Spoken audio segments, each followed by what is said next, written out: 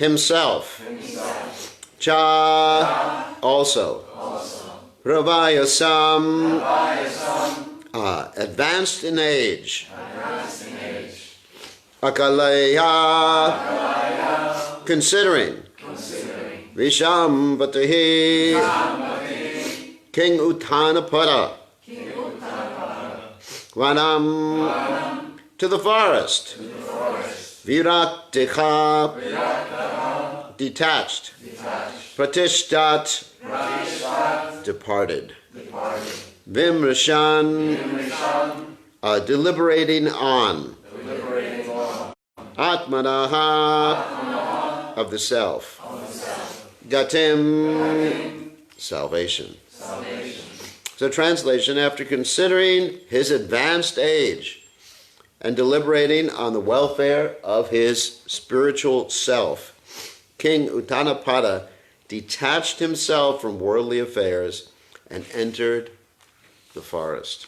So purport by His Divine Grace, A.C. Bhaktivedanta Swami Srila Prabhupada Ki Jai. This is the sign of a Rajarshi. King Uttanapada was very opulent and was emperor of the world, and these attachments were certainly very great. Modern politicians are not as great as kings like Maharaj Uttanapada, but because they get some political power for some days, they become so much attached to their positions that they never retire unless they are removed from their posts by cruel death or killed by some opposing political party. It is within our experience that the politicians in India do not quit their positions until death. This was not the practice in olden days, as it is evident from the behavior of King Uttanapada. Immediately after installing his worthy son Dhruva Maharaj on the throne, he left his home and palace. There are hundreds and thousands of instances like this in which kings in their mature age would give up their kingdoms and go to the forest to practice austerity. Practice of austerity is the main business of human life. As Maharaj Dhruva practiced austerity in his early age, his father, Maharaj Uttanapada, in his old age also practiced austerity in the forest.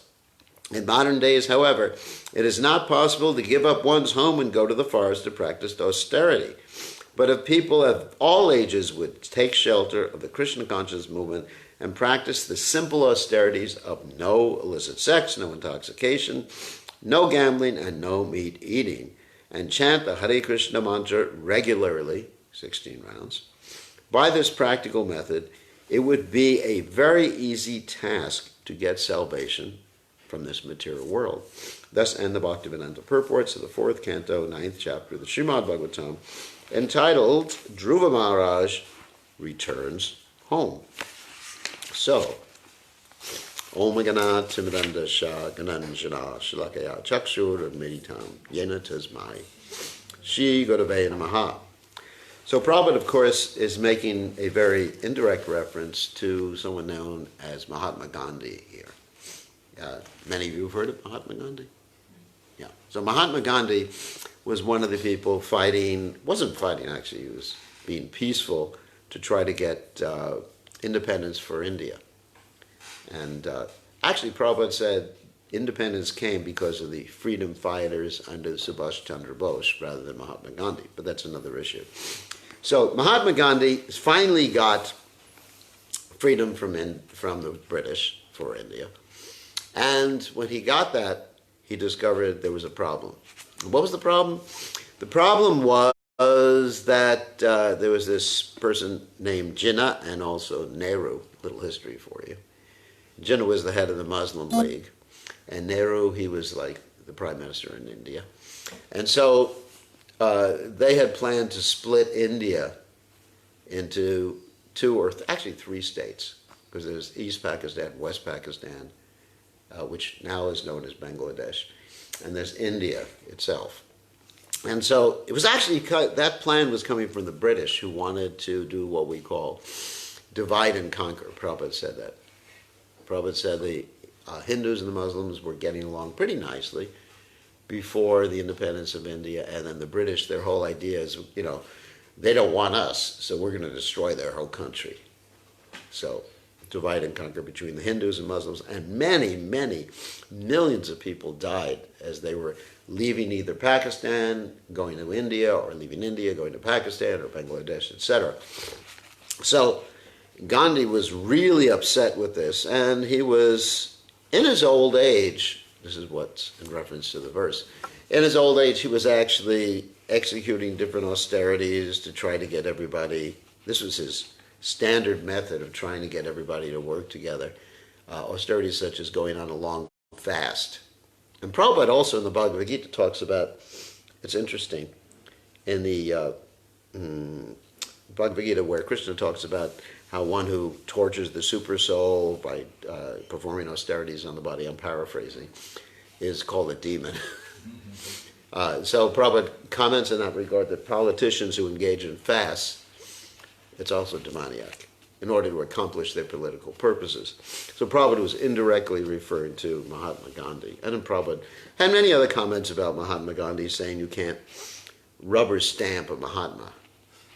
You understand? Rubber stamp? You know what rubber stamp means? It means you can't just give someone a label that they're Mahatma and then consider them to be a Mahatma.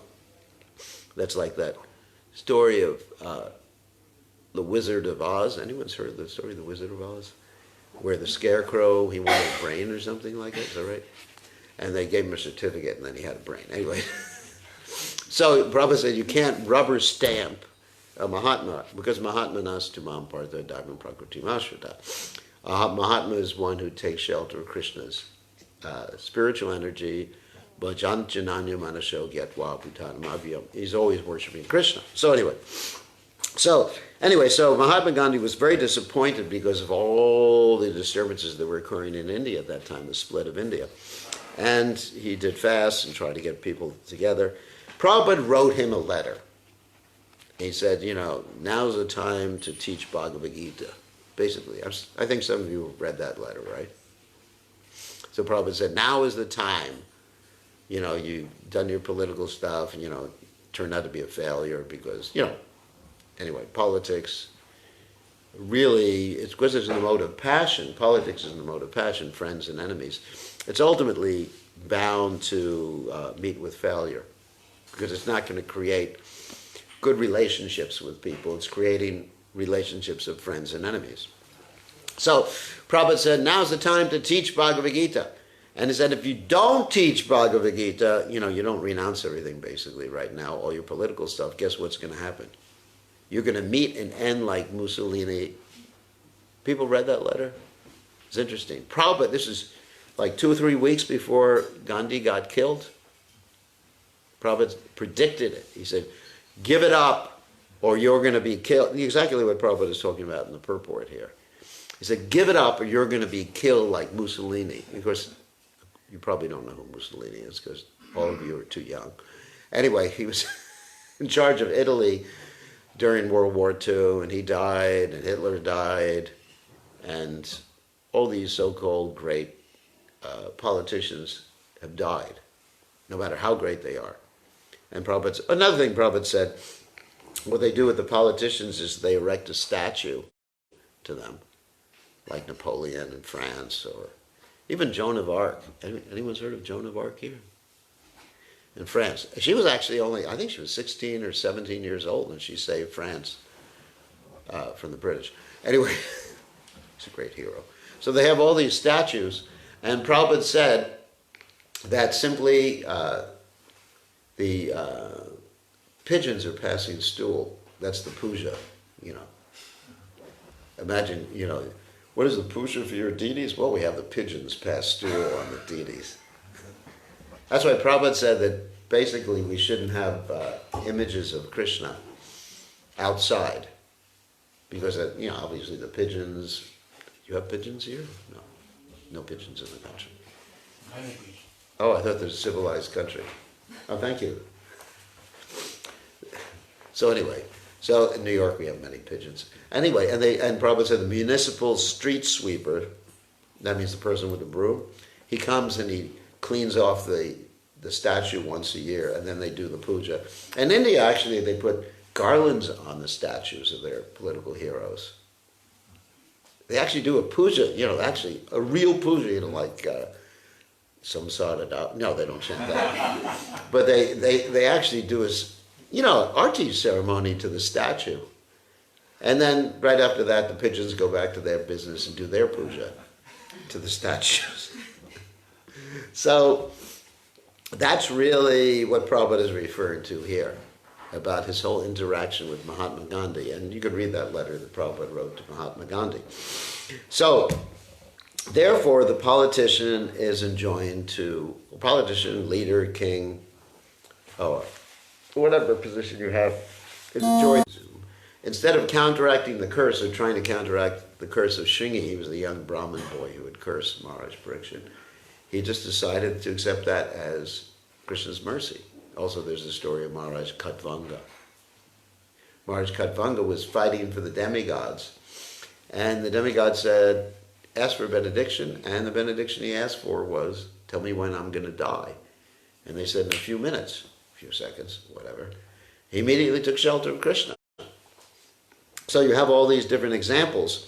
However, there's another point here that's not directly pointed out here, is there's something called succession. Succession is actually a very important point, especially in the Krishna conscious movement. That means, it doesn't mean necessarily success. It means arranging for someone to take over after you leave. And this is a very important responsibility for kings, leaders, GBC, and BBT trustees and everyone like that, is that to work on what will happen when you're no longer there.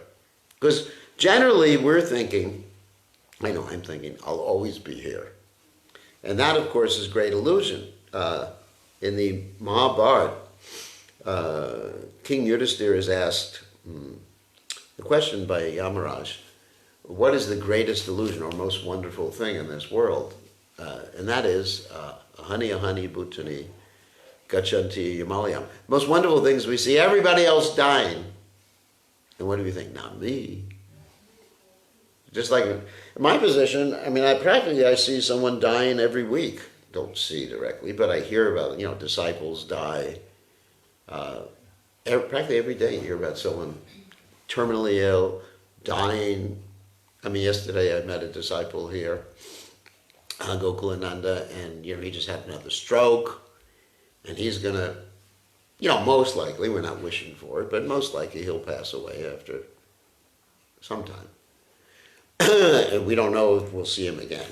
So, I see all these things, but I'm thinking, not me. I'm gonna go on like this, strong, young, as long as they don't put a mirror in front of me, so I can see how old I am. That's why whenever I visit, you should take away all the mirrors. Anyway, so because the soul always does feel young.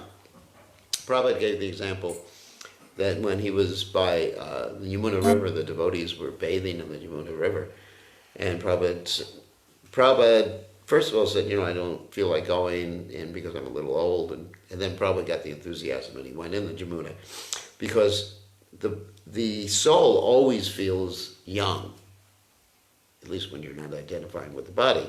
You always feel young. Like, I feel like I'm Matura's age. Yeah. But, sometimes we act like it too, but which is not so appropriate. So the soul always feels young, and it's hard to face the fact that one day you're going to leave the body. You leave it all behind. And, in Egypt, of course, they thought, that they can take it all with them. That's why in the pyramids they buried people with their wives, with their jewelry, with even a boat to take them across. They have a boat in the pyramids to take them across what's called the Styx River. That's like the Viraja River in Egypt. You understand? The Viraja River is the river that separates the material world from the spiritual world, the causal ocean. And so they try to take it with them, but you can't take it with them. So everything you have, you're going to lose, except for, of course, devotional service.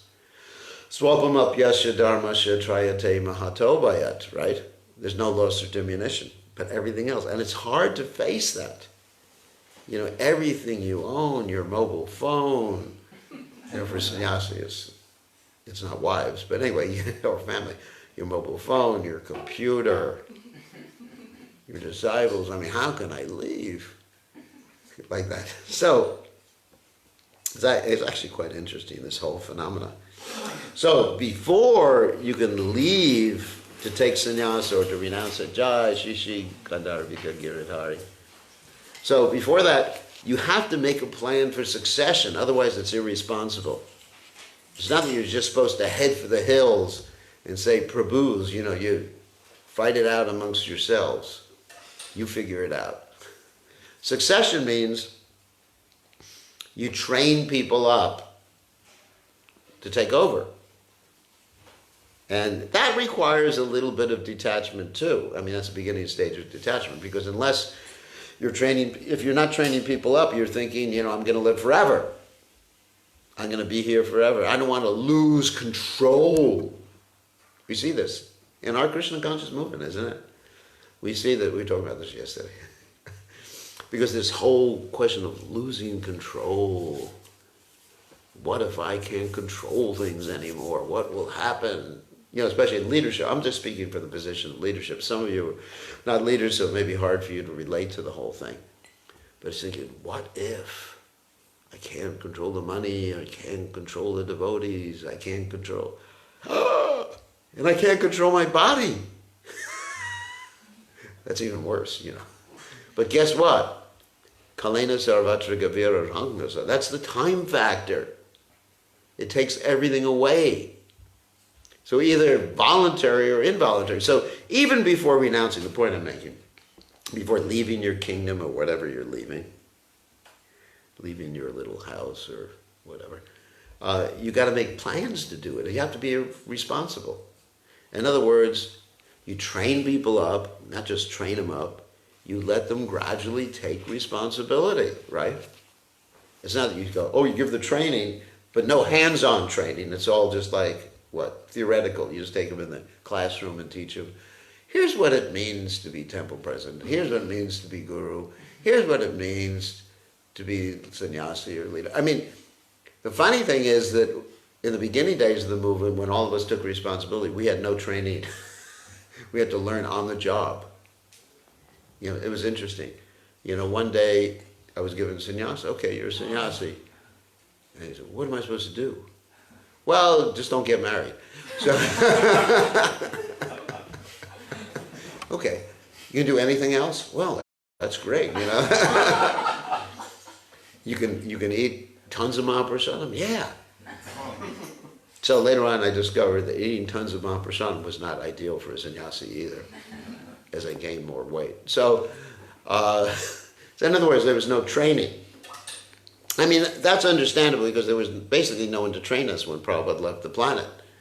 Because Prabhupada left the planet, and, you know, all of us were like roughly 21 years old or 22, whatever it was.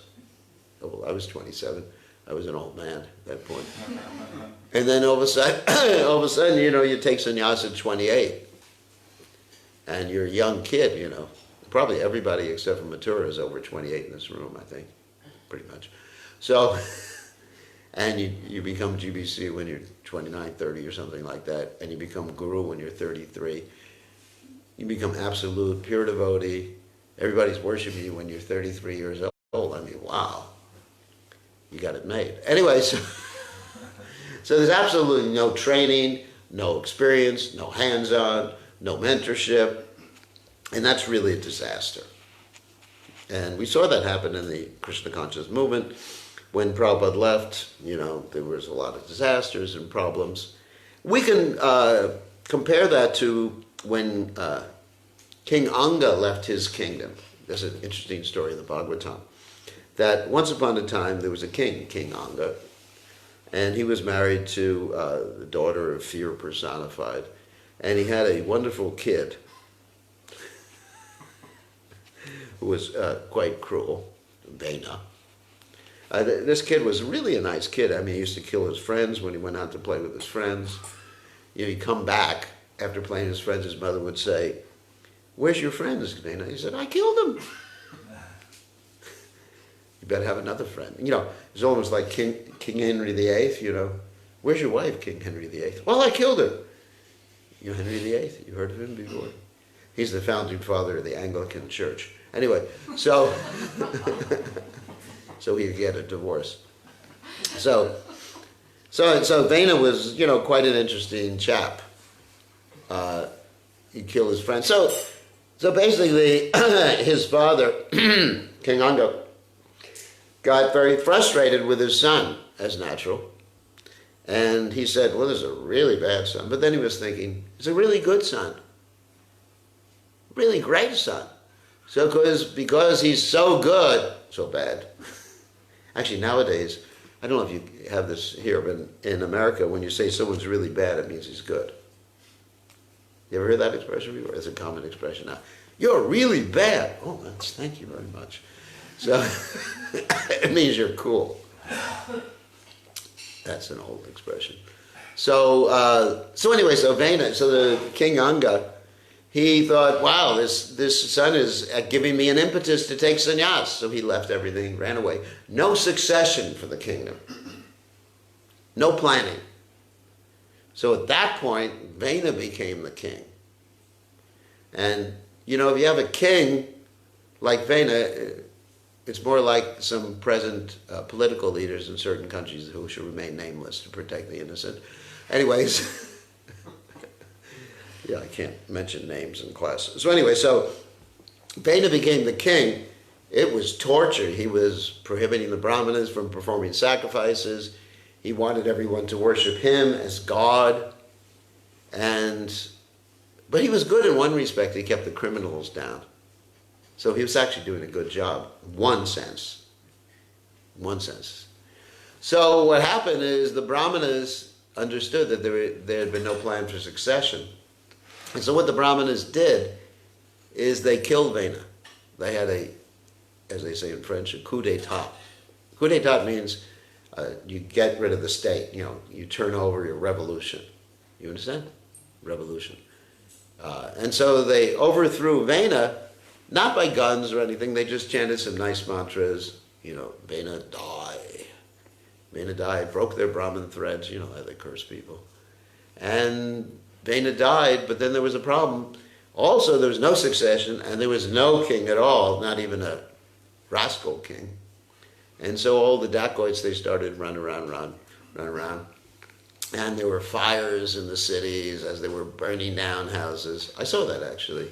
I wasn't there at that time, but I saw that in America one time. There were riots and there were fires going up like hundreds of meters into the air from the different riots they had because the police lost control. And so the sages, they thought, we got to do something. So what they did is they did a cloning job. They churned, it's described, Vena's body. And out of the body, they took the bad genes. Actually, they did genetic engineering. It's interesting. Genetic engineering is not something new.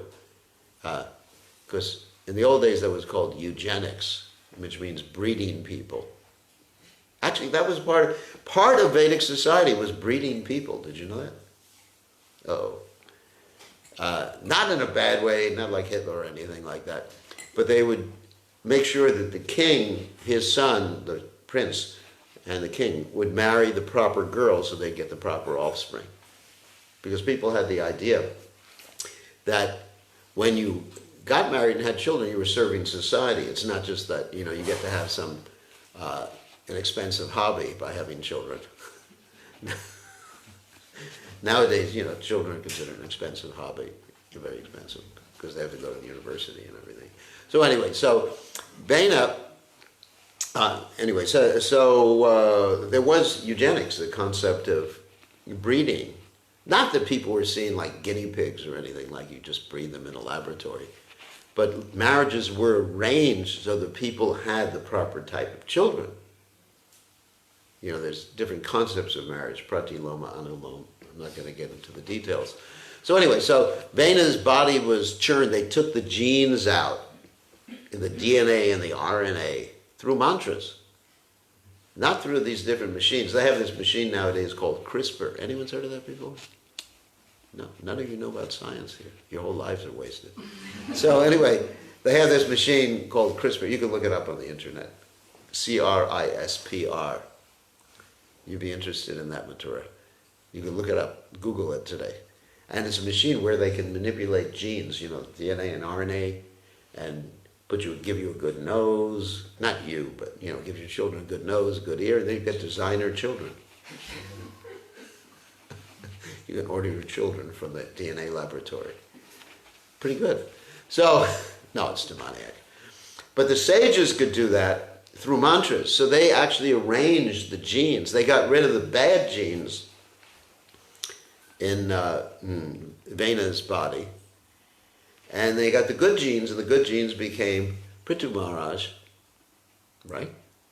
You all know that story? And Archie got a man and his wife. Okay. You got the genetic engineering was so good, you got an incarnation of God and Lakshmi. Now if you can do that with genes, go ahead and use your genetic engineering if you can get an incarnation of God. So anyway, otherwise don't mess with it. Don't mess with cloning people.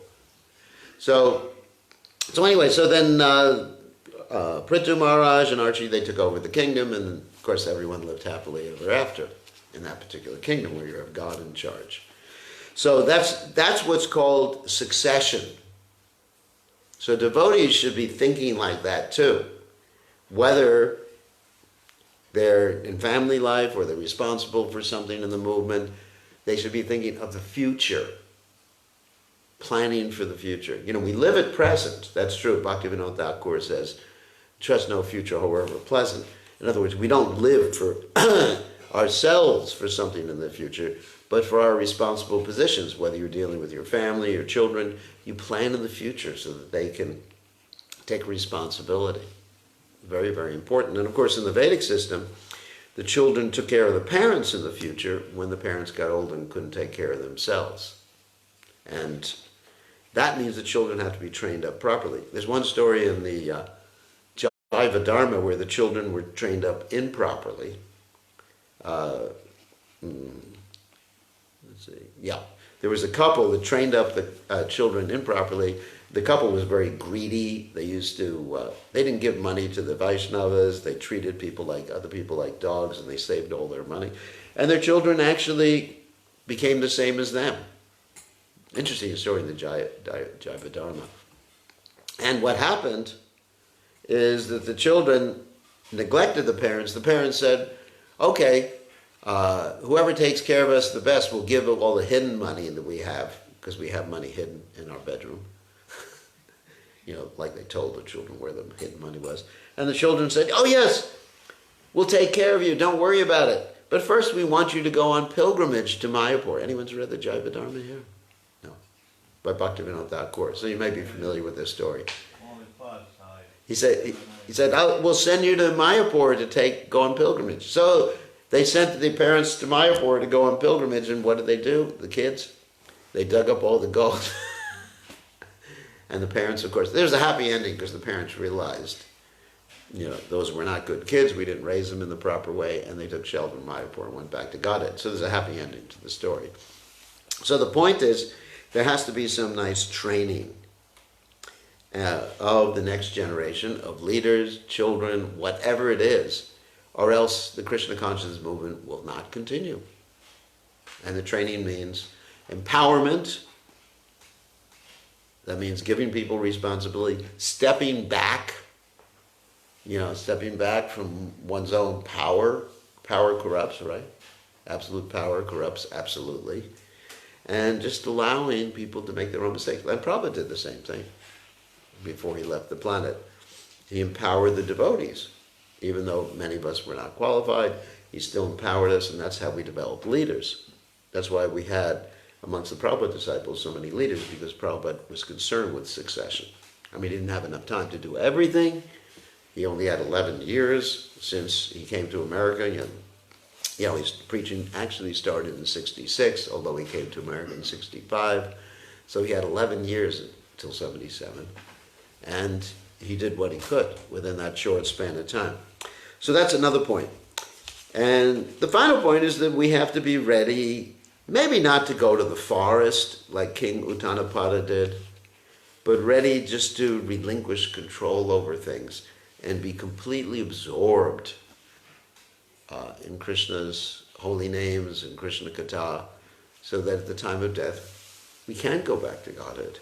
And what that absorption means, or what it externally arrangement is made, may differ according to time, place, and circumstance. Like Prabhupada said that in Bhaktivinoda Thakur, quoting from Bhaktivinoda Thakur, that the preferable stage of renunciation or sannyas in Kali Yuga is called Kshetra sannyas. Kshetra sannyas means one stays with their family, but serves the deities or the movement full time in some way or other, according to their psychophysical nature. Whether you're talking about, gardening for Krishna, or deity worship, or preaching, everybody has a different psychophysical nature. And Krishna says that everyone should be engaged according to their varna. So we have to understand our varna too. So proper renunciation means in Kali Yuga, very rarely should someone take sannyas, and probably no one should go to the jungle. It's not appropriate in Kali Yuga to go to the jungle. I mean, I don't know how you go to the jungle here, isn't it Sweden? Where's the jungle? I guess you go all the way to the north, in the snow or something like that. And wouldn't accomplish that much, because who lives in the north here? You got Laplanders or what? Only until November. Then after November it's... Nobody. Isn't it like Finland? You have Laplanders up there? No. Yes. But it becomes so extremely cold that you anyway have to have a house and warm it, and Really? You have to have a household, otherwise you don't survive over the winter. You don't have any Eskimos here? In America we have Eskimos. That means they make an ice house. And they live in an ice house the whole winter.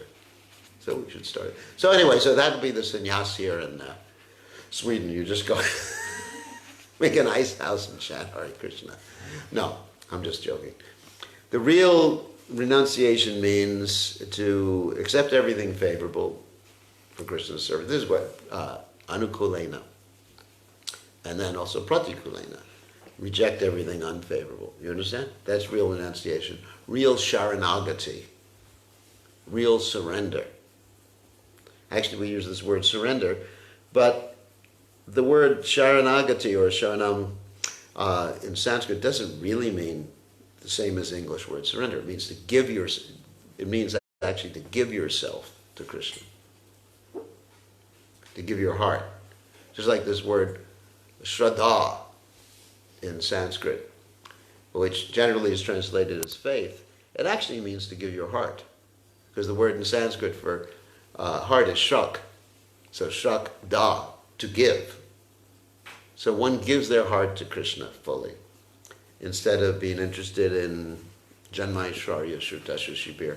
And the external things of this world, like King Uttanapada was when he was emperor of this world, especially his two wives, Suruchi and Suniti. So, especially Suruchi. He was interested in her, and that's why he neglected Dhruva Maharaj. So, any questions or comments? Yes, Yogendra. Was I first? You're older. Thank you, Maharaj. It was many interesting points which Yeah. deserve further consideration, I think. One general question. We don't hear. I said, thank you, Maharaj. You made many points which were worthy of further consideration. Okay, so one point. One point was that, in general, we should make plans, I heard. Yeah. Yeah, plans for our succession and for our service, continuation of our service. On the other hand, a devotee depends on Krishna and doesn't plan. Just Which devotee? well, it's He who fails to I plan. heard that Bhaktisiddhanta said that whenever there would be a plan, he would say, if Krishna wants. Yeah, obviously, there's two things. Can you... Well, didn't you, in Bhagavad Gita, there's 5 factors of action. You know that, right? That's what Bhagavad Gita, you're supposed to know that. Okay, so 5 factors, and, we have control over 4 of them, the endeavor, the place, etc., the person. And there's only one, super soul. It's all ultimately dependent on Krishna, yes. But, man, when you heard this phrase, man proposes, God disposes, well, if you don't propose, God will dispose you. Anyway, so you have to make some endeavor. Otherwise, it's like you actually want to take service from God. You want God to do everything for you. Let's take the example of Raghunath Das Goswami. Raghunath Das Goswami was chanting on the banks of the Shamakund, and Sanatana Goswami came upon him as he was chanting on the banks of the Shamakund. And it was very hot out. Well, actually, the first point is there was a tiger there who was getting ready to attack him. But then there was a young boy with blue skin and a flute with a stick protecting him from the tiger. So Sanatana Goswami chastised him, you got to build your own place. And Raghunath Das Goswami, well, Krishna will protect me. So he didn't take it so seriously at that point. And a few days later, Raghunath Das Goswami was chanting on the banks of the Shamakund, and it was very hot. And Radharani was shielding him. You know the story. Radharani was shielding him with her veil. And Sanatana Goswami saw that, and he severely chastised Raghunath Das Goswami. You build yourself a kutir, that's an order. And he did. And you can say, Krishna will protect me, Krishna. Like Krishna protection, or there's another story Prabhupada told in that regard. That once upon a time there was a guy, and I'm sure most of you heard this story. Once upon a time there was a guy who had complete faith in God, that he was always going to protect him, and he was living in his house, and there was a flood. You heard the story. And the water was rising, big, big flood, and a boat came by and said, jump in the boat. And the guy said, no, God is protecting me. And the water rose higher and higher and higher and higher. And the guy was up on his roof trying to escape. And then they sent a helicopter. And then they lowered a rope. And they said to the guy, grab onto the rope. And the guy said, no, I have faith in God. God is protecting me. So then what happened is he died. He drowned. He went to God, Krishna, whoever. He went to Krishna and he said, Krishna, you were supposed to protect me. And Krishna said, you jackass, you fool. Didn't you see the boat and the helicopter that I sent? So, you have to use your own brain in these things. And, there's this common saying, he who fails to plan, plans to fail. It's not, this is almost like a hippie consciousness that, that do your own thing, God will take care of everything, you don't have to worry about anything. And it ends up in a disaster. Because, God could do everything. That's true. It's God. But he wants you to raise your hand, to do something. Isn't it? A specific instance of this decision here. You said that in the Vedic culture, the children are trained by the parents that will take care of the children they take care of the parents rather when the parents get too old to take care of themselves. Everybody needs help in the end. Yeah. On the other hand, in regard to Dhritarashtra, it's said that if you leave home and die in a faraway place and your family have no knowledge of it, that's a glorious death. Mm-hmm. Yeah, because in his particular instance, first of all, he was taken care of. Vidura went with him. If you read the story, Vidura went with Dhritarashtra and Gandhari to take care of them. It's not that he was just sent off into the forest, by himself, a blind man, and his wife had her eyes tied. That's the first point. And secondly, Dhritarashtra was not specifically living with, let's say, his direct family. His kids have been killed.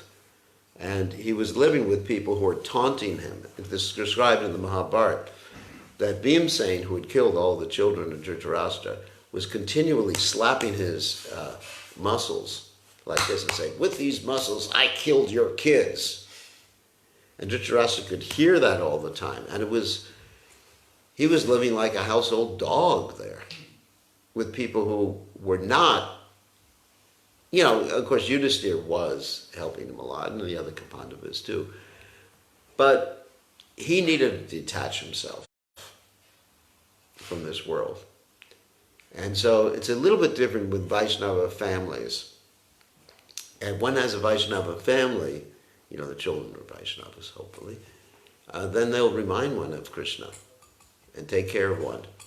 So, and it's a different age, you're talking about the Dwapara Yuga versus the Kali Yuga. I mean, you're talking about Kshatriyas versus all of us who are mixed races of unknown origin, as Prabhupada said. So, it's the scenario is not the same. So the implicit question that you're actually asking is, so how to let's say raise the children so they want to take care of the parents when they get older? I mean, that's a big question. What we do see generally is that the children in the modern world, actually nowadays the parents don't even get married, what to speak of, isn't it? I heard Sweden is like one of the tops of the charts with people not getting married, right? So, I mean, it means no commitments are not there. So people can just drop off someone, just go for a new so-called lover or whatever. And so, how to raise the children or encourage them to take care of the parents? There has to be a loving relationship. In other words, it's a reciprocation of love. It's not a question that the children are forced to do it. They have to want to do it. You understand? And if the children experience a traumatic childhood, they're not going to want to do it. But if the children experience Krishna consciousness as something very loving, something very positive, and they love their parents, they're going to naturally want to take care of their parents. I mean, even with my mother, I had a very nice relationship with my mother. I still do, actually. She's still alive. She's only 91.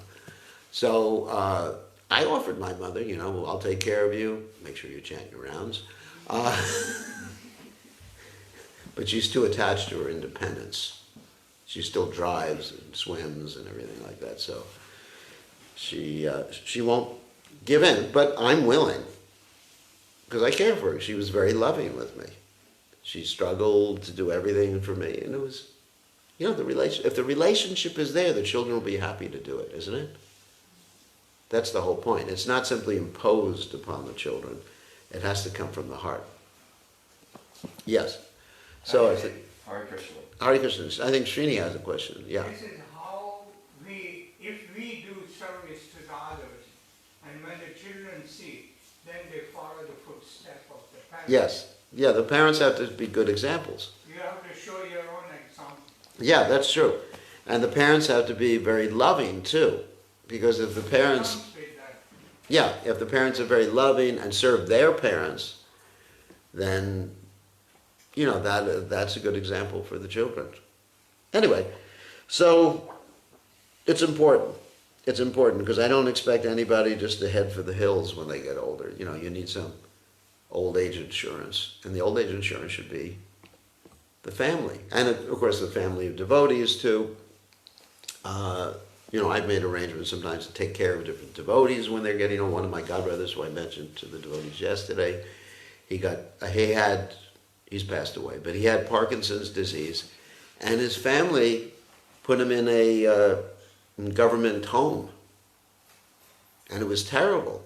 He was in one of these government homes, for people who are disabled, Parkinson's disease, because his wife couldn't take care of him.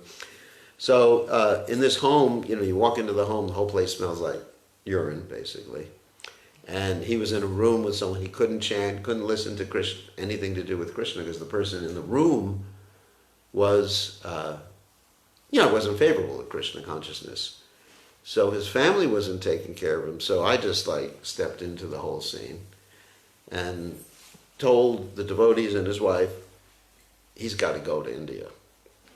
And so what happened is initially the wife was opposed because, you know, she had him in a comfortable place where he was taken care of. You know, like sometimes nowadays you want to just warehouse someone.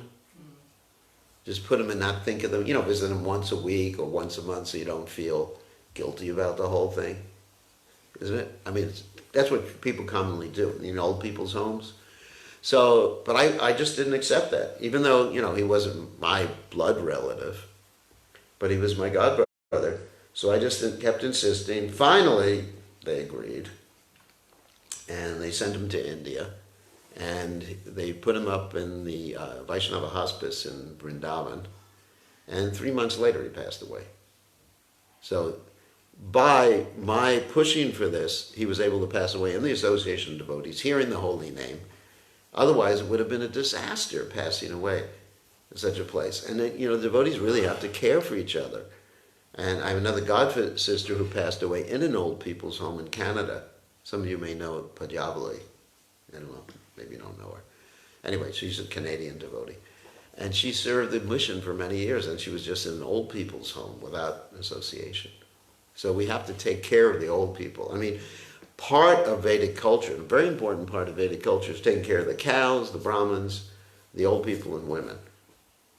If these are neglected, these 4 classes of people, or entities, because cows too are not people per se, then you have no culture. There's no culture. The society is just hopeless. So, is that right? I don't want to speak out of turn, but it just comes to mind our god sister Isha. Yeah. Yeah, you know her departure. Yeah. Yeah, so the devotees should just get together and help the devotees who are older, the devotees who are passing away, so they can pass away in the association of devotees, or at least be taking the final few years, be reminded of Krishna. Isn't it? I mean, it's so important. I mean, when I get ready to leave my body, which will be never, because I'm an illusion. So when I get ready, I mean, I just want to be with devotees. I don't want to see anyone else other than devotees, unless I can preach to someone. Because I just want to remember Krishna. So, any other questions or comments about these things? Yes. Whoops. We had Radha. a few weeks or maybe a month ago, we had a seminar in Alvik about the hospice care Mm-hmm. and how to care for departing Vaishnavas. And one thing they mentioned is that the most terrible place to leave the body for a Vaishnava, for devotee, is a hospital. Yeah. Can you make a comment? Yeah, well, hospital. Yeah, I mean, obvious, because they won't even let people be there. If you're in the intensive care unit in the hospital, then basically you're only allowed to go in like an hour a day to see the person like that. So that's the most terrible place. However, let's talk about a hospice. You know, there are hospices that allow the devotees. We had a devotee pass away in North Carolina, and it was in a professional hospice because devotees couldn't care on that level. But we had they allowed a devotee to be with him 24 hours a day. In that case, it's not necessarily a bad thing. We had devotees. I went there, played my guitar for him, and we all took turns, and there was someone with him, at least one person, 2, 3, sometimes 5 people with him, 24 hours a day. So in that case, it's not such a bad thing. But if it's in a controlled hospital, then it's very bad because you can't be with the person. I mean, another time one of my godbrothers was in the hospital. He was in an intensive care unit, and I went in, I told him I was a minister. I guess I am. So they let me in, and his family was there too. But his family, they weren't like so Krishna conscious, and they were just calling him by his legal name, whatever, John. And I was watching the monitors above his head, the heart and the oxygenation and all that other stuff. And I was saying, if he flatlines, anyone know what flatlining means? That means that all that stuff, I'm kicking these ladies out of here. And I'm just chanting for them. So So basically, sometimes a hospice is a good situation because there are certain needs. The person may need a nurse 24 hours a day. But if the devotees can be there 24 hours, it's fine. And you have someone else taking care of the bodily necessities, because there are bodily necessities. I've been with a lot of devotees as they passed away. One of the devotees, Lochan, who's the one who makes all these, he didn't pass away, of course, but his daughter, who makes all the Prabhupada murtis, maybe some of you know Lochan Peru, and he's a famous devotee, and his daughter had terminal cancer.